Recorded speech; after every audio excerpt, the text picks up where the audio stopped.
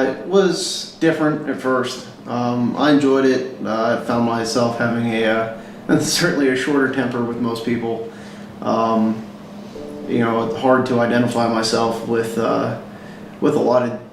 most people. March 2011, so wasn't going to start until the fall semester. So worked a short period of time and then came into school. My brother's actually active duty Army, and so I feel like in a way I'm giving back by helping all of the vets that are out of the service, helping to use their GI Bill. The situation with the VA can be very confusing, and I like that I can help them wade their way through it.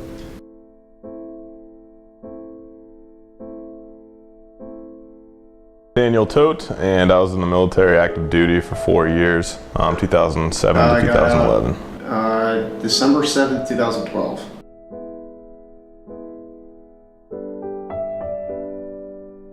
I don't know, which side, military side or the school side. I didn't know I had to have my certificate of eligibility printed out at that time. So because I didn't have it and I had to wait for the VA to send me my certificate of eligibility, I actually had to drop my first semester. No, everything with the VA was pretty straightforward. Got all my stuff moved back pretty easily, so no real issues.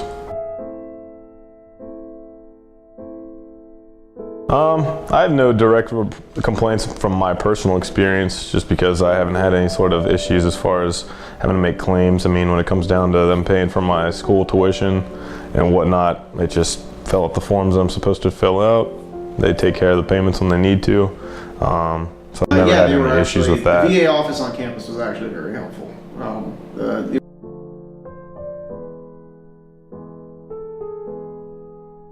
Every semester it was straightforward. I really haven't had that much of a problem. My personal since. experiences were pretty just like straightforward and standard. It wasn't any sort of I didn't really require a lot from them, and the same thing, they didn't really need anything back from me.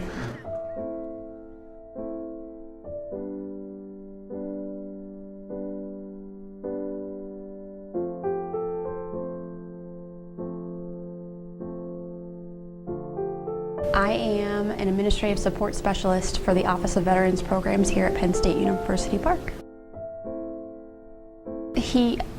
My boss does really let me take care of business, but his door is always open if I have a question or if I'm not sure how to proceed. He's always there if I have a problem. Occasionally he'll send me emails or different new jobs that aren't everyday things, but he usually gives me some directions and lets me go.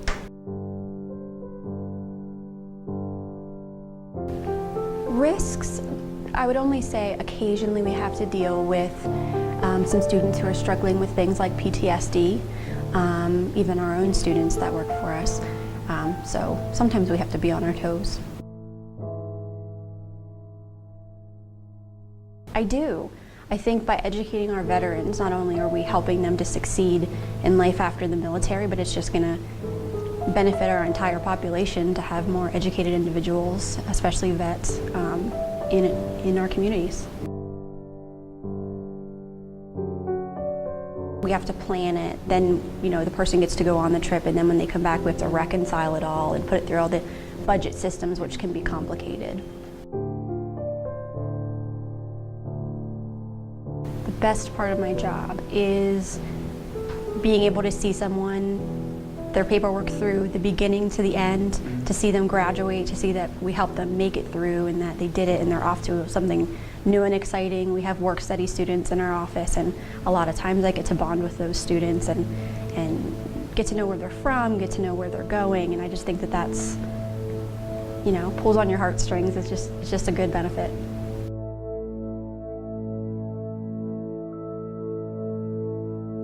Something to think about with administrative support specialists is there used to be no one went to school for it. Now there are certain degrees. I myself have an associate's degree in business from a different school than Penn State, but there are people that don't have degrees at all in this field. They start when they're young, they retire here from Penn State, so a lot of people start here as an administrative support specialist and work until they retire. I just think it's an interesting dynamic.